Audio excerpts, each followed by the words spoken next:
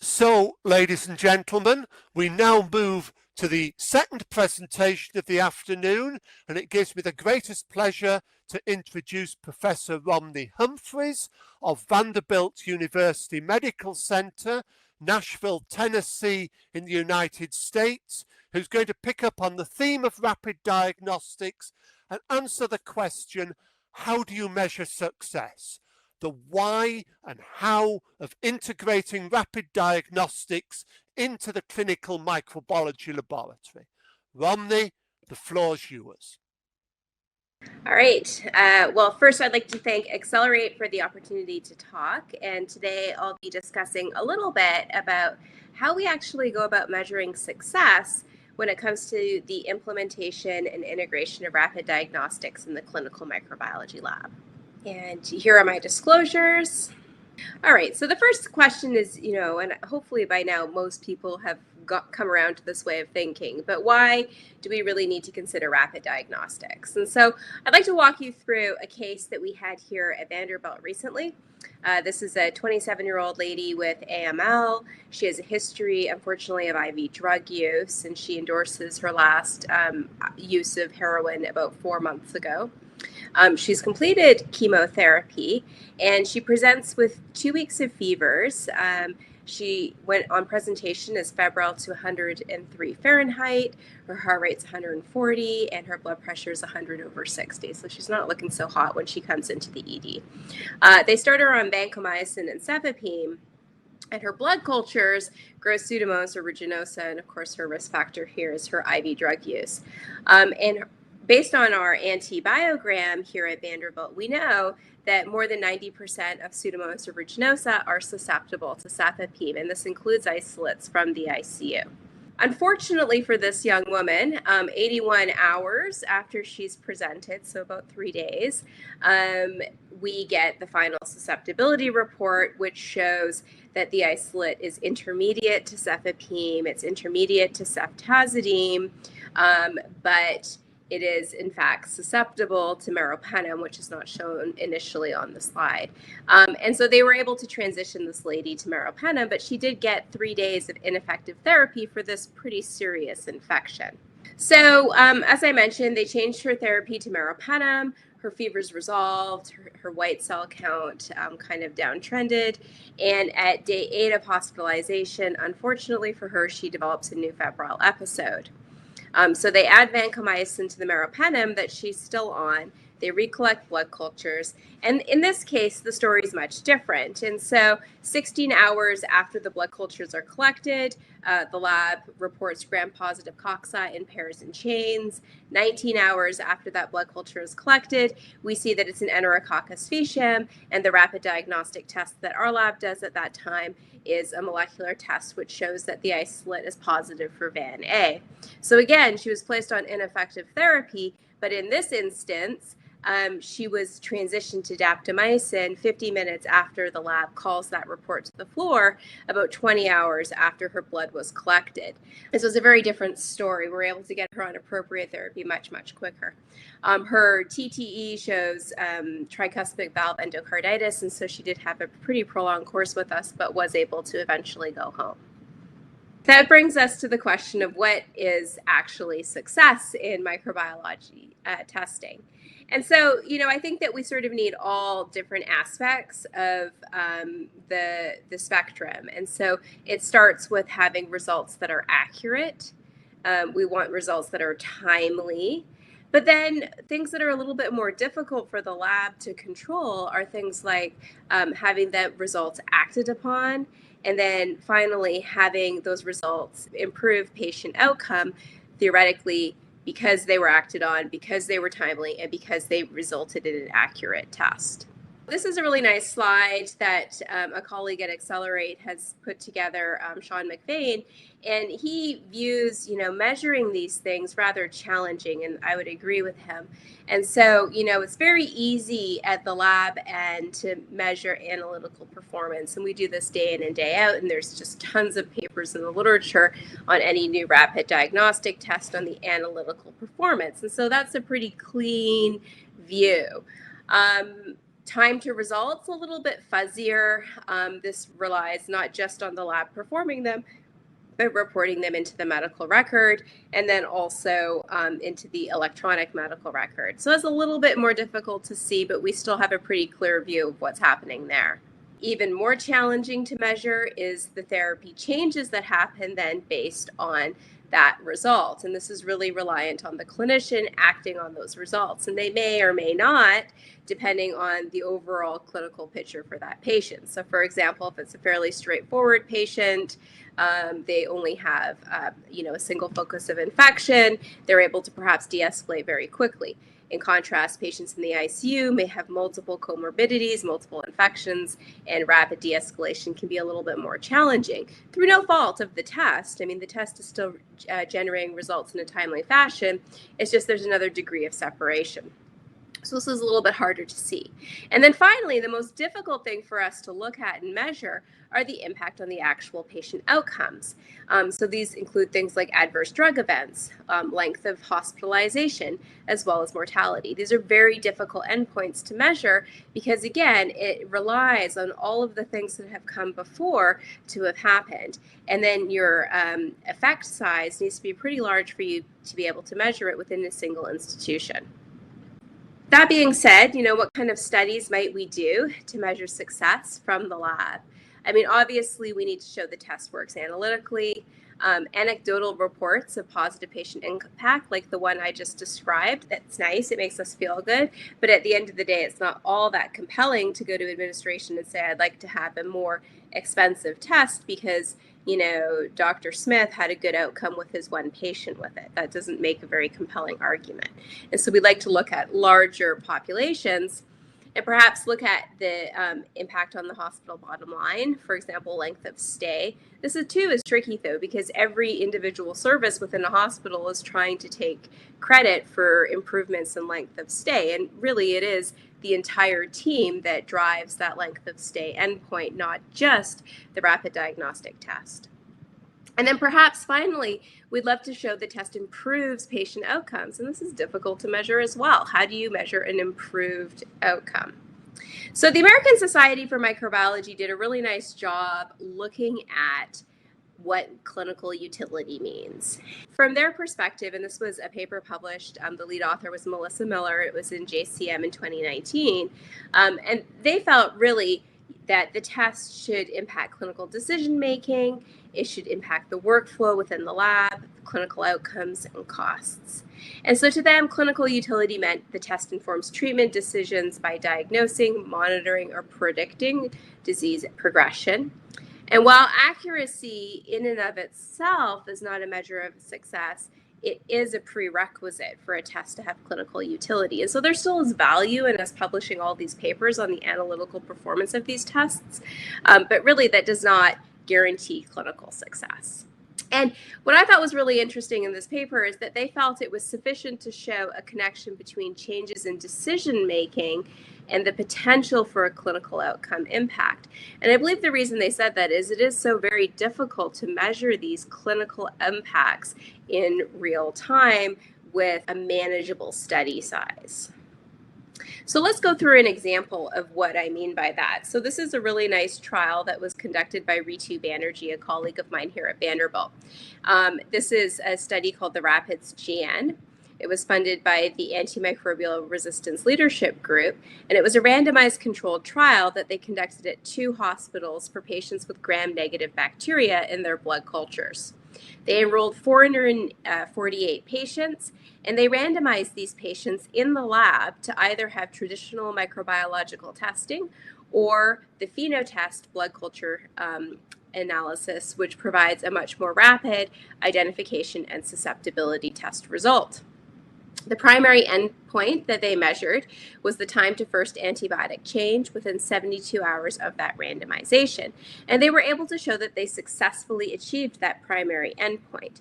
And furthermore, when they looked specifically at gram-negative therapy management, they showed a difference of 17 hours to gram-negative therapy adjustment versus 42 in the standard of care arm, which was significant.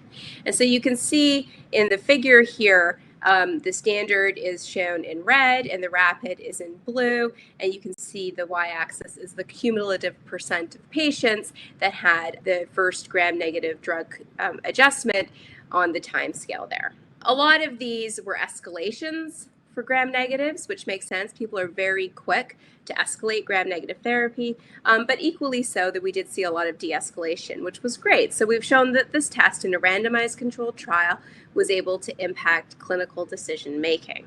However, when they tried to then look at the secondary endpoints, which included length of stay and mortality, they were not able to show an effect. And really, the authors felt that this was largely due to the fact that the study simply wasn't powered with enough patients to be able to measure these effects. And so you may be able to see some trends for differences, but at the end of the day, it was not statistically significant. One of the challenges in this study was that resistance, which they defined as Enterobacterales, resistant to expanded spectrum cephalosporins, carbapenems, or carbapenem-resistant Pseudomonas, was relatively uncommon in the study. We saw 36 patients in the standard of care arm and 40 patients in the accelerate arm with a resistant infection. And so these are the ones where we really think having a more rapid change to the treatment is going to impact the patient outcome. And if you only have a handful of patients in each arm, it's very difficult to measure that. So if we take a look at a larger study then, this is a study that was funded by Accelerate, and it's a quasi-experimental multi-center study that they call the Improving Outcomes of Antibiotic Susceptibility Testing, or IOAS. This study was conducted at 4 centers. They enrolled a total of 750 patients to date. It is ongoing. And they looked at both gram-positive and gram-negative bacteria and blood cultures. They excluded patients that had contaminants. The patients were hospitalized at the time of a positive culture. They had to have no positive prior cultures, that's hard to say, in the past 14 days with the same organism, and the patient had to be alive at 48 hours of the positive blood culture. And so in this case, they were able to, because they had enough patients, look at a slice of the patients for those who received ineffective empirical antimicrobial therapy. And this was actually a pretty high number. I think most of us don't like to think that we're missing on our empirical therapy. But in this study, which was conducted in the United States, where we don't have huge resistance rates compared to some other areas of the world, it was 24% of the patients received ineffective empirical therapy. And this included 82 in the standard of care cohort and 100 in the accelerate cohort. Again, for the most part, the resistance was driven by gram-negatives, but there were some gram-positives, predominantly things like vancomycin-resistant enterococcus that were started on ineffective therapy. Again, here, like we saw for the randomized controlled trial for all patients, we are able to see an impact of the test on clinical decision making. And so in this case, the standard of care arm, it took 12 hours after blood culture positivity to escalate therapy compared to 6 in the accelerate arm. And then the time to optimal therapy was 40 hours in the standard of care arm and 12.4 the accelerate arm, and these were both statistically significant, and these are data presented at ECCMID in poster 664. And so what they were able to do then, because now they have such a larger number of patients, was actually measure tangible patient outcomes. Now, I will caveat this with saying it is a retrospective theoretical cohort, well, not theoretical, but it is a cohort study. And so there is the possibility of bias in here, but I think some of the strengths include the large number of patients and the fact that this was done across 4 different centers. Nonetheless, they were able to show for these patients that were started on ineffective empirical therapy in the standard of care arms, it was about 16% mortality at 30 days, whereas in the accelerate arm, it was only 6. And this was, in fact, statistically significant. And what they then did using multivariate regression analysis, they found that patients being in the standard of care group, that was a risk factor for mortality at 30 days with an odds ratio of about 4.3. And then non-surprisingly, having a pit bacteremia score above 4 was also a contributor to mortality, as one would expect. I think, again, I mean, there are some caveats to this data, but it does sort of show that this assumption that being able to impact clinical decision making does have an impact on patient outcomes. I did want to pause and comment just briefly on this idea of patients being managed differently based on their disease severity. And so we were able to show this again using that registry study that Accelerate has supported. Sean, in this case, stratified patients based on their pit bacteremia score, which we used as a research measure really of the disease severity of these patients who were tested either by the standard of care blood culture methods or by the Accelerate Pheno. And so what you can see is in this cohort, patients who had very low pit bacteremia scores and very high pit bacteremia scores, there was not a huge impact on the management of these patients with the rapid diagnostic test. I think in the mild group, it's because probably they really didn't have an infection. These are contaminants. And then in the severe disease group, these are critically ill patients. And so most physicians are uncomfortable rapidly de-escalating these patients. They like to see them kind of turn the corner, as we say. But then also there's a lot of heterogeneity in this group. And so it's more difficult to measure antimicrobial de-escalation for this group because they may have co-infections, they may have other things going on that would preclude the ability to do a rapid de-escalation directed to the single organism isolated in their blood. And yet when you look at these moderately ill patients, these are the ones where perhaps having a more rapid test has the biggest impact. And you can see here again that it was statistically significant between these two groups. All right, so that is for testing from a positive blood culture. And I thought it would be fun to kind of push the envelope a little bit and look at testing that's even more rapid. And so, obviously what we would love to do is get rid of the blood culture altogether because all of these studies rely on a positive blood culture, which generally takes between 13 and 24 hours for most pathogens. So you're already about a day behind before you even start the clock on these rapid tests. And so wouldn't it be great if we could do a test directly from that blood draw? Just last year, a nice article was published in the Open Forum for Infectious Diseases, where a group of authors attempted to look at the clinical impact of these rapid direct from blood pathogen detection tests. And I wanted to highlight this because I think it really shows some interesting points. So first off, there was only 25 articles that they were able to evaluate.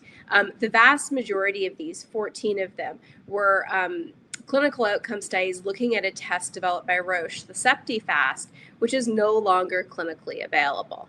Similarly, 2 articles evaluated the YVOO, which has been discontinued, and then the PCR electrospray ionization test that Abbott was working on was also evaluated in 2 articles, and this too has been discontinued.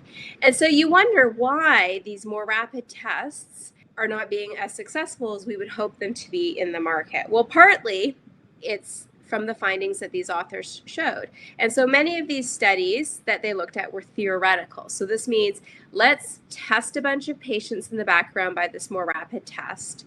And then let's have a group of clinicians look at the chart and say, hey, had I known this patient had pneumococcus in their blood at the time frame that this test would have told me, I would have done X, Y, or Z. And so it is sort of helpful, but on the other hand, it's not all that compelling because, as we all know, life happens and it's very easy to say what you would have done in retrospect. Also, in these studies, the authors found that the studies rarely evaluated the patient's disease severity, which, as we all know, will have a huge impact on outcomes. And then this is the most challenging thing. They were really not able to compare the studies because every single study had a different definition for their clinical endpoints. So, for example, they maybe looked at in-hospital mortality, 7-day mortality, ICU-based mortality, etc., and not report on any universal standard defined outcome. And so this makes it very, very difficult to compare head-to-head these studies or even compare to our standard of cares. And so, these authors, one of their conclusions was that the heterogeneity of these 25 articles was too large and the number was too small and they were not able to perform a meta-analysis. And this, I think, is a really important thing and part of the reason I think we need to, as a community, get a little bit better, a little bit more sophisticated at measuring impact of clinical diagnostics. And so All of the findings, they say, especially the large gap of knowledge, could have led to the reluctancy of physicians and clinical microbiologists to implement molecular diagnostic tests, starting directly from whole blood in clinical practice.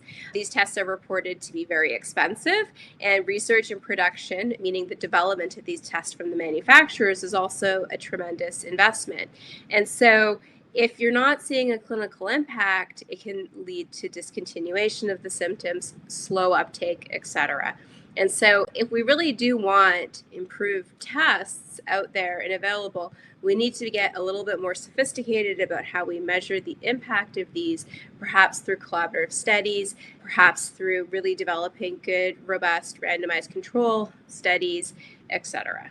And so I bring this to light because there are quite a few different tests in the works, which is really exciting, including tests that do identification. T2 is on the market already, and in fact, they were included in that previous meta-analysis. But then there's other tests that are just in development that have not yet hit the market. And so these include just straight up identification methods, targeted next-generation sequencing, or even broad next-generation sequencing. So I'll summarize there. The theoretical impact of these rapid diagnostics is pretty great. I think I highlighted that in the first case, but really when we start to study this with more sophisticated methods, we do see, yes, they do make a difference in patient management, and yes, it does appear that they are making a difference in patient outcome, but we need to get a little bit better about measuring those outcomes and being okay with the fact that we're not going to have randomized controlled data simply because the number of patients one would need to enroll is too high. I like to compare this to antimicrobial development programs where, the goal is not to show an improvement in patient outcome. The goal is to show non-inferiority to the standard of care. I think that's a concept that we just don't use in diagnostics. We want to see improvement.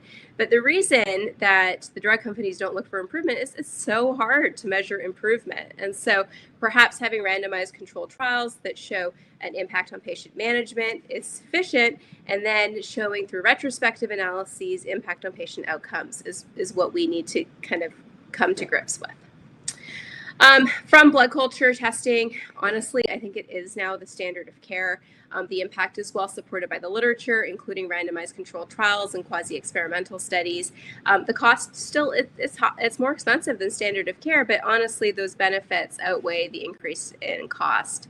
And then further work is needed to demonstrate the value of direct from blood diagnostics for bacteremia and to continue to fund studies that evaluate the impact and standardized outcome evaluations so that we can compare these studies head to head. So I'll end there. Thank you very much. And this is my email. If you have any questions or comments, I'd love to hear from you.